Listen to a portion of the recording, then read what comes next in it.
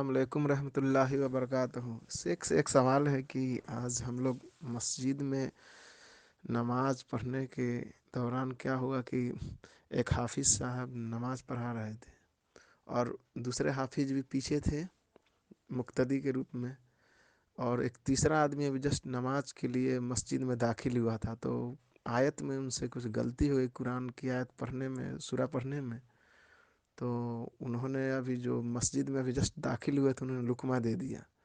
تو نماز پڑھانے کے بعد وہ حافظ صاحب بولے کہ آپ کا لقمہ ہم نہیں لے سکتے ہیں، آپ کا لقمہ لیں گے تو نماز فاسق ہو جائے گی۔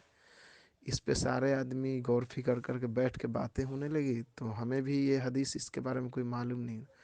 بعد میں ہم نے یہی آپس میں مشورہ کیا کہ وہ جو امام جو حافظ تھے وہ تو دیوبند سے پڑھے ہوئے ہیں، تو ہم نے بولا کہ آپ مقبول احمد سلفی صاحب کا جواب ملنے سے مطمئن ہو جائیں گے؟ بولا ہاں۔ تو اس لیے میں نے آپ کے پاس یہ سوال کیا ہے، قرآن و حدیث کی روشنی میں اس کا جواب دے۔ جزاک اللہ خیر۔ وعلیکم السلام ورحمۃ اللہ وبرکاتہ۔ اللہ آپ کو خوش رکھے۔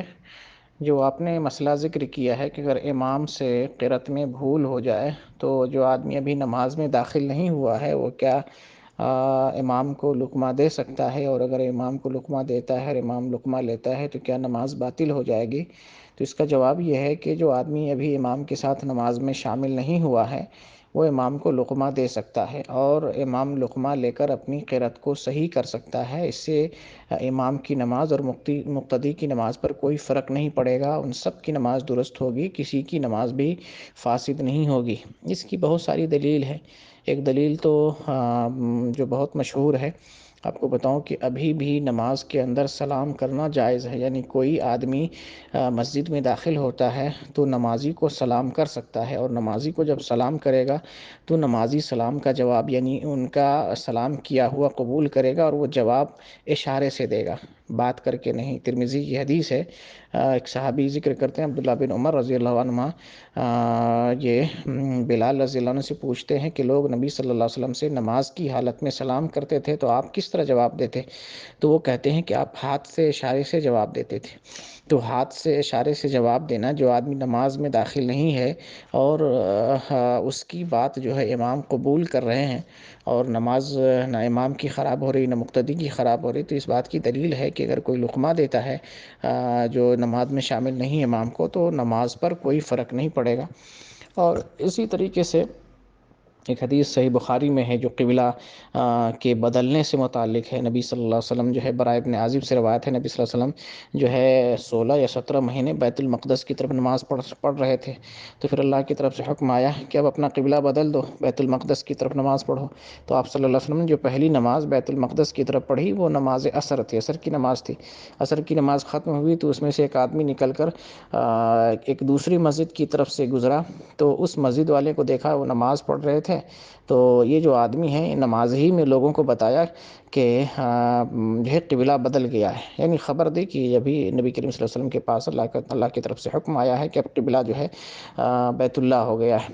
تو سارے لوگ جو نماز میں تھے وہ رکوع کی حالت میں تھے اس وقت، تو وہ بیت اللہ کی طرف گھوم گئے۔ تو ایک شخص جو نماز میں نہیں ہے اور اس کی بات جو ہے امام صاحب قبول کر رہے ہیں، تو یہ دلیل ہے کہ جو غیر نمازی ہے امام اس کی بات کو قبول کر سکتا ہے، تو قرأت میں بھی لقمہ دے سکتا ہے، نماز پر کوئی فرق نہیں پڑے گا۔ تو اس پر جو ہے اس حدیث پر احناف کی کتاب جو ہدایہ ہے اس میں موجود ہے کہ اگر نماز میں قبلہ کا علم ہو جائے تو قبلہ کی طرف پھر جائے، کیونکہ اہل قبلہ نے جب سنا کہ قبلہ بیت اللہ کی طرف ہو گیا تو نماز ہی میں فوراً پھر گیا۔ تو یعنی اس کی شرح میں ہدایہ میں بھی جو اس طرح کی بات لکھی گئی ہے کہ غیر نمازی میں جو ہے کی بات سن کر نماز پڑھنے والے قبلہ کی طرف گھوم گئے۔ اور پھر بخاری اور مسلم میں بھی ایک حدیث ہے کہ مسجد قباء میں جو ہے لوگ صبح کی نماز پڑھ رہے تھے، تو نماز کی حالت ہی میں ایک آدمی آیا اور کہا کہ رسول اللہ صلی اللہ علیہ وسلم پر قرآن نازل ہوا ہے کہ آپ کو بیت المقدس کی طرف منہ کر کے نماز پڑھنے کا حکم دیا گیا ہے۔ تو وہ لوگ جو ہے بیت اللہ کی طرف پھر گئے، یعنی نماز کے عالم میں تھے اور وہ اپنا چہرہ جو ہے بیت اللہ کی طرف پھیر لیے، یعنی نماز کی حالت ہی میں۔ تو یہ جو مسئلہ ہے کہ امام صاحب نے آپ کے یہاں جو بیان کیا ہے وہ حنفی مسلک میں ہے، اور اس بات کی کوئی دلیل نہیں۔ حنفی مسلک میں تو یہ بھی ہے کہ کوئی مقتدی بھی امام کو لقمہ نہیں دے سکتا، جائز نہیں، یہ بھی لکھا ہوا۔ اور یہ مسئلہ بھی ہے کہ اگر کوئی جو آدمی نماز میں شامل نہیں ہے اور امام کو لقمہ دیتا ہے، امام اگر لقمہ لے لیتا ہے تو امام کی اور مقتدی کی سب کی نماز فاسد ہو جائے گی۔